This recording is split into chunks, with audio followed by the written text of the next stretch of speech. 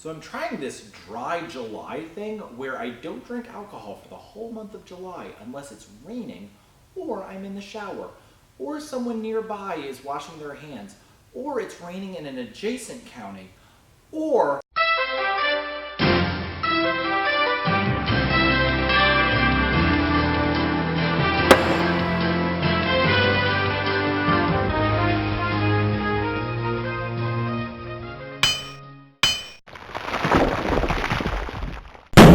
welcome to Ask the Meadmaker, where I, Ricky the Meadmaker, answer your questions about mead making, mead drinking, mead brewing, and really any question you're willing to send to me. Our first question this week comes from Pablo, who has a wonderful question. Everyone knows who's seen even 5 of these episodes that I'm always going on about pitching enough yeast. Pitch more yeast, pitch more yeast.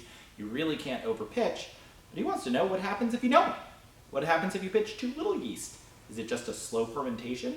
The answer is yes, it's a slower fermentation, but it's also a less healthy fermentation most of the time. And a lot of your off flavors in mead comes from an unhealthy fermentation, which can be caused by any number of things, but often just too little yeast. Our next question comes from several different people, and it's one that I had never really thought of. Is it ever too late to add more yeast? There's a fella who has a 13.5% mead that really should be 16%, but it's already been sitting in his basement for 2.5 years. Can he add more yeast?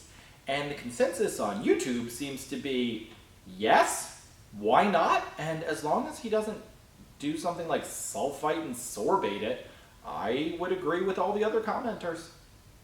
The Sound Depot wants to know if it can make a mead at 10 to 12% without a very long aging period, and the answer is you sure can! Here's a question I somehow have never answered, but totally thought I had. How much mead can you put in a 7-gallon fermenter, or a 5-gallon, or a 1-gallon for that matter?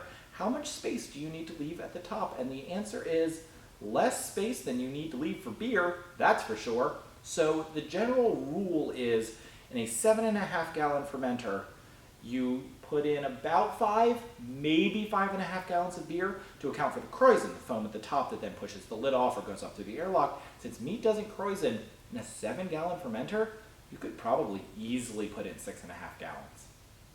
Lord Niles Rattle, Esquire of North Boroughs, sends us our last question this week. He sent several very good questions, but this week I'm going to answer this one. What is the difference between mead making and mead brewing? Apparently I say both in my introduction, and the answer is nothing. You know how sometimes you just start saying something that doesn't really mean anything and you stick with it? Apparently that's what happened. Thanks for pointing that out. Well, that was our last question this week. Keep sending them, and I'll get to them as soon as possible. Cheers.